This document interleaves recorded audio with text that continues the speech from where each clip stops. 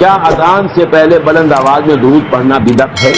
وہ بھی مانتے ہیں کہ یہ ہمیشہ نہیں تھا، ہم نے ابھی کیا، بدعت تو مانتے ہیں، لیکن وہ علامت رکھنا چاہتے ہیں، جیسے کہ آپ کہتے ہیں لا حول ولا قوت الا باللہ سے شیطان بھاگ جائے، لہذا وہ چاہتے ہیں دوسرے لوگ بھاگیں یہاں سے، یہاں نہ آئے مسجد میں، خواہ یہاں آ کر ہماری چودراہٹوں میں خلل ڈالیں گے، یہ مسجد فلاں حنفیہ غوثیہ فلاں ہے لکھا موٹا سا ہو تو وہاں بھی ویسے بھاگ جائے گا، وہاں سے پاس نہیں آئے گا۔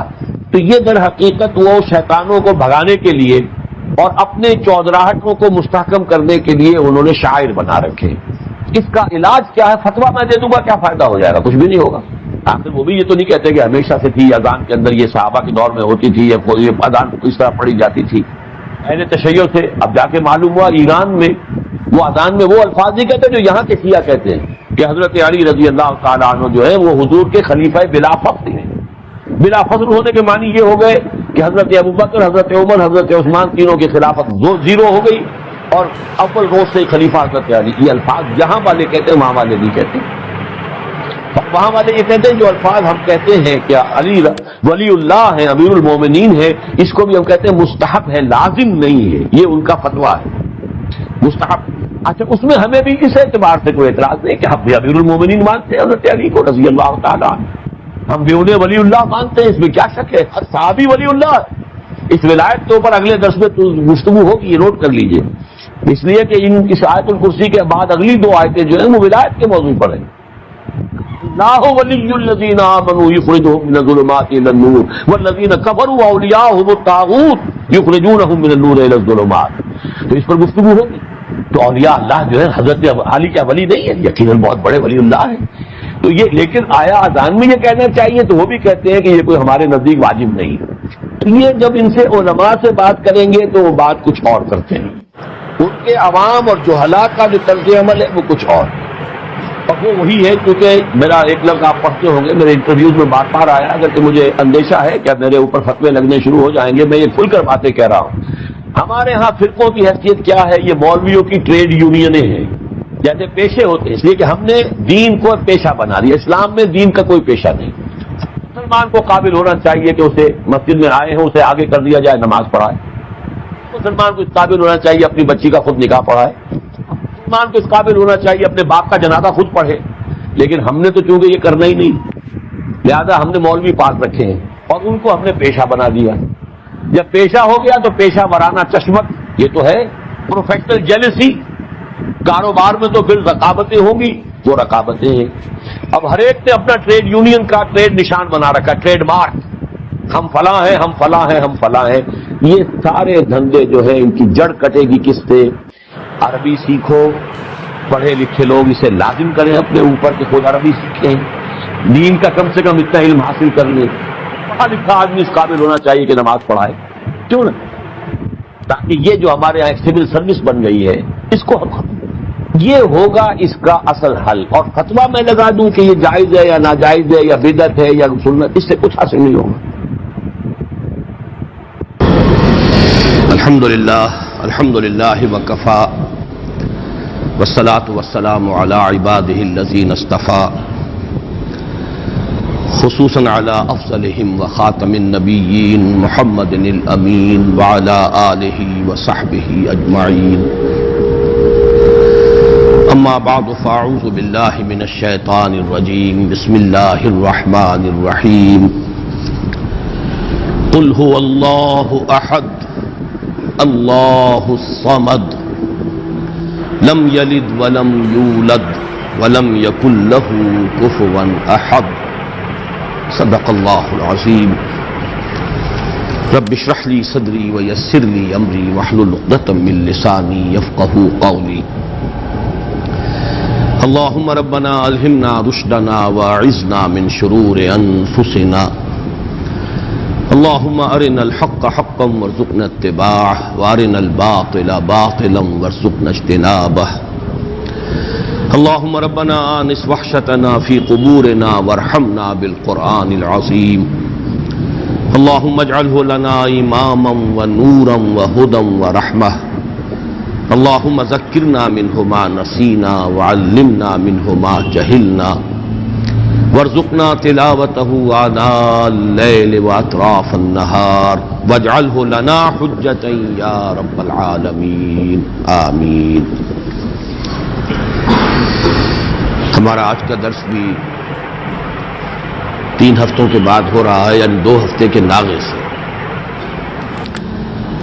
البتہ اب ارادہ یہ ہے اللہ تعالیٰ پورا کرائے کہ بقیہ 2 صورتیں جو آج کے بعد رہ جائیں گی، آج ہم سورہ اخلاص پڑھ رہے ہیں، پھر معوذتین رہ جائیں گی، تو ارادہ پختہ یہ ہے کہ اب ناغہ نہ ہو، اور 1 نومبر کو جمعہ آ رہا ہے تو 2 نومبر کو ہم سورۃ الفلق اور پھر 9 نومبر کو سورۃ الناس کا مطالعہ کر کے یہ سلسلے وار درس قرآن جو اب اپنے اختتام کو پہنچ رہا ہے، تو اس موقع پر ایک خصوصی تقریب کا بھی انعقاد کریں، اس لیے کہ اب اس کے بعد پھر اثر 9 شروع سے قرآن حکیم کے درس کے سلسلے کا مجھے آغاز کرنا ہے، اور ارادہ یہ کیا ہے کہ آئندہ یہ درس ہفتے میں 2 مرتبہ، ہفتہ اور اتوار 2 دن تسلسل کے ساتھ، تاکہ پروگرس ہو سکے، اس لیے کہ یہ جو آخری منزل ہے ہماری سورہ حجرات کے بعد سے، اس کے دروس تو ریکارڈ ہو گئے ہیں، آڈیو میں بھی ویڈیو میں بھی، لیکن اس سے پہلے کے دروس شاذ ہی کہیں ہمارے پاس ریکارڈ میں ہیں۔ اب جیسا جتنا بھی اللہ کو منظور ہوگا ابتدا سے، تو اس میں میں چاہتا ہوں کہ رفتار کچھ زیادہ ہو، تو ارادہ یہ کیا ہے کہ ہر ہفتے 2 درس ہوں تاکہ ہماری رفتار کچھ تیز ہو سکے۔ ایک نقطہ میں نے اس سے پہلے 2 مرتبہ بیان کیا ہے، آج تیسری مرتبہ دہرا رہا ہوں۔ میں سوچ رہا تھا کہ کیوں میں اتنی تکرار کر رہا ہوں، تو ایک تو خیال یہ ہوتا ہے کہ ہر درس میں کوئی ہو سکتا ہے چند ہی لوگ ہوں لیکن نئے ہوتے ہیں، لیکن ایک یہ بھی کہ اگر کسی خیال کی طرف اللہ تعالیٰ نے ذہن کو منتقل کیا ہو اور یہ احساس ہو کہ اس سے پہلے شاید یہ بات کسی گوشے کی جانب سے سامنے نہیں آئی ہے، تو انسان کو فطری طور پر اس سے ایک طبعی لگاؤ ہو جاتا ہے، اور وہ نقطہ یہ ہے کہ قرآن حکیم کی جو آخری 10 آیات ہیں، یہ ایک مکمل قرآن ہے ان منیچر، ایک قرآن ان منیچر، ایک چھوٹا سا قرآن۔ اور یہ کیوں ہے؟ اس لیے کہ ظاہر بات ہے وہ مصرع زبان پر آ رہا ہے کہ بزم میں اہل نظر بھی ہیں، تماشائی بھی، انسانوں میں عوام بھی ہوتے ہیں، خواص بھی ہوتے ہیں، سنجیدہ طالب علم بھی ہوتے ہیں، اور ایسے بھی ہوتے ہیں کہ جو علم سے یا کوئی طبعی مناسبت نہیں ہوتی یا اتنے مواقع انہیں نہیں ملتے، تو پورے قرآن کا پڑھنا، اس کا سمجھنا، یہ تو ظاہر بات ہے کہ سب لوگوں کا نصیب تو نہیں ہے، لیکن یہ کہ یہ 10 صورتیں چھوٹی چھوٹی صورتیں یہ ایسی ہیں کہ جو اکثر و بیشتر نمازوں میں پڑھی جاتی ہیں، عام آدمی بھی ذرا سا بھی اگر مس ہو، لگاؤ ہو، کوئی دلچسپی ہو دین سے، تو ان 10 صورتوں کو تو یاد کر لیتا ہے۔ یہی وجہ ہے کہ تراویح کی نماز میں جہاں کوئی حافظ نہیں ہوتے، یا آخری ایام جو ہوتے ہیں ختم قرآن کے بعد، پھر ان میں انہی 10 صورتوں کو 2 مرتبہ پڑھ کر 20 رکعتوں میں وہ جو تلاوت کی جاتی ہے۔ تو ان میں نے غور کیا تو نظر آیا کہ ایک تو دین کے جو تمام بنیادی تصورات ہیں وہ سب جمع ہوئے، یہاں تک کہ جو بڑی اہم اصطلاحات ہیں، دین کا بنیادی مفہوم کیا ہے، دین کا اصطلاحی مفہوم کیا ہے، دین کی نسبت اصلاً کس کی طرف ہے، مجازی نسبت کس کی طرف ہے، یہ سارے معاملات، رب کا مفہوم، ربوبیت کے تقاضے، یہ تمام عبادت جو گردان ہوئی ہے، قل یا ایھا الکافرون لا اعبد ما تعبدون ولا انتم عابدون ما اعبد ولا انا عابد ما عبدتم ولا انتم عابدون ما اعبد۔ اب آپ دیکھیے کہ وہ بنیادی اصطلاح ہے اور اس کو کس طریقے سے تکرار کے ساتھ سامنے لایا گیا ہے۔ صلاۃ یہ بھی اس کے اندر، فویل للمصلین الذین هم عن صلاتهم ساہون، سورۃ الکوثر میں فصل لربک وانحر ان شانئک هو الابتر۔ تو واقعہ یہ ہے کہ اگر یہ 10 صورتیں بھی انسان نے پڑھ لی، ظاہر بات ہے سورہ فاتحہ تو ہر مسلمان جانتا ہی ہے، پڑھتا ہی ہے، ہر نماز کی رکعت میں پڑھتا ہے، لیکن یہ 10 صورتیں بھی اگر کوئی عام انسان سمجھ لے تو واقعہ یہ ہے کہ دین کے جو بنیادی تصورات ہیں اس کی گرفت میں آ جائیں گے، پھر ان کو یاد رکھنا آسان، ان کو دہراتے رہنا آسان۔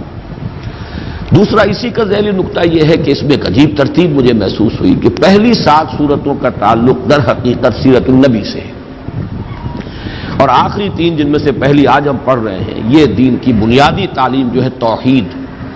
عام طور پر سمجھا جاتا ہے کہ صرف سورہ اخلاص توحید کی صورت ہے، اصل میں معوذتین بھی توحید ہی کی صورتیں ہیں، یہ میں بعد میں بیان کروں گا۔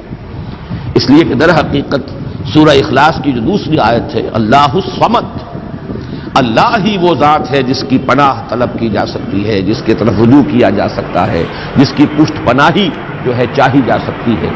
یہ پناہ میں آنا، پشت پناہی طلب کرنا، یہی تو معوذتین کا مضمون ہے۔ تو معوذتین در حقیقت دونوں جو ہے اس اللہ الصمد ہی کی شرح پر مشتمل ہے، اور یہ وہ توحید عملی ہے۔ بہرحال 3 صورتیں آخری جو ہیں وہ تو توحید کا نہایت عظیم خزانہ۔ پہلی 7 صورتوں میں ایک عجیب حسن ترتیب کے ساتھ سیرت کے مضامین۔ کسی بھی انسانی شخصیت کی سیرت لکھی جائے، اس کی لائف بایوگرافی لکھی جائے، پہلی بات یہ ہوگی کب ولادت ہوئی، کہاں ولادت ہوئی۔ سورۃ الفیل کیا ہے؟ عام الفیل میں ولادت ہوئی ہے، اور وہ اصحاب الفیل کون تھے جو خانہ کعبہ کو ڈھانے کے لیے ارادے سے آئے تھے، مکہ مکرمہ میں ہے۔ تو گویا کہ یہ حضور صلی اللہ علیہ وسلم کی ولادت کے ساتھ منسلک ہے سورۃ الفیل۔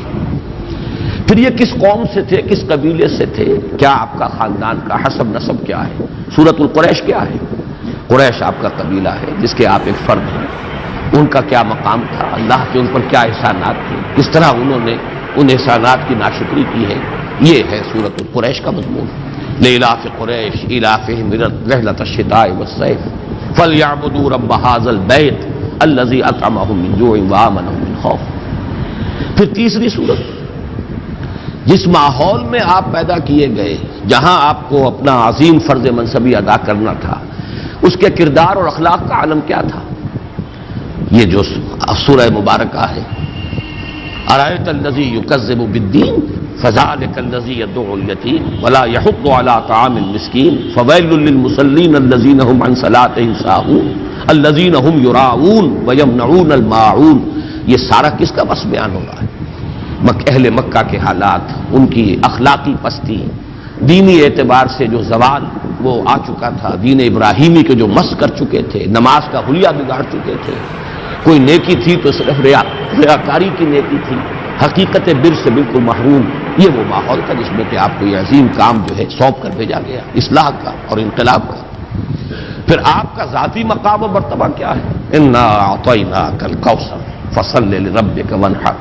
اسی میں یہ کہ مخالفت ہوگی، لیکن آپ کے مخالفین خائب و خاسر ہوں گے، ناکام ہوں گے۔ ان شانئک هو الابتر۔ قل یا ایھا الکافرون کیا ہے؟ جب یہ مخالفت اور یہ تصادم، کشاکش حق و باطل کی اپنی انتہا کو پہنچ کر پھر ذرا نرمی پر آئی ہے اور مصالحت کی باتیں شروع ہوئی ہیں، تو یہ اعلان برات، قل یا ایھا الکافرون لا اعبد ما تعبدون ولا انتم عابدون ما اعبد۔ یوں سمجھیے کہ پورا مکی دور اس میں آ گیا۔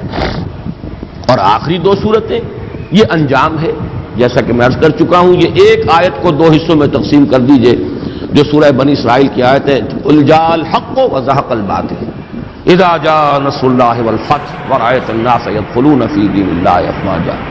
اس میں حضور صلی اللہ علیہ وسلم کی حیات طیبہ کے آخری دور کا نشان ہے، اور یہ کہ جو آپ کے سب سے کٹر دشمن تھے، سب سے زیادہ معاند ابو لہب اور اس کی بیوی، عورتوں میں سر فہرست ام جمیل، اور مردوں میں سب سے زیادہ جس کے لیے میں نے وہ بڑے ثقیل الفاظ بھی آپ کو سنائے تھے، جو کہ یوں سمجھیے کہ نکما ترین انسان جو ہو سکتا ہے، پست ترین اخلاق کا اور سخت ترین مخالف اور قریب ترین عزیز، یہ سارے ترین جمع کیجئے تو وہ ایک شخص بنتا ہے ابو لہب، لیکن اس کے ہاتھ ٹوٹ گئے، وہ برباد ہو گیا، وہ تباہ ہو گیا۔ یہ در حقیقت ان چاروں کو جمع کیا جائے، یہ جو دونوں میں نے آپ کو صورتیں بیان کی ہیں، تو یہ ہے در حقیقت نبی اکرم صلی اللہ علیہ وسلم کے مشن کا وہ آخری وقت کہ آپ کا وہ مشن مکمل ہو۔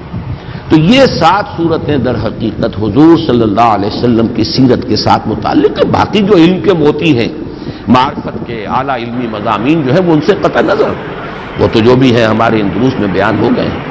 پھر آخری 3 صورتیں جو ہیں یہ ہے در حقیقت دین کی اصل تعلیم، لب لباب، دین توحید ہے اسلام۔ توحید 4 آیات میں سورہ اخلاص کے، اور پھر توحید ہی کا ایک عکس ہے، اور یہ توحید کیا ہے؟ توحید فی التعوذ، تعوذ پناہ صرف ایک کی طلب کی جائے، جیسے آپ کو معلوم ہے کہ توحید ہی کا تقاضا توکل، توحید فی التوکل، بھروسہ سوائے اس کے اور کسی پر نہ ہو، اللہ تتخذوا من دونی وکیلا۔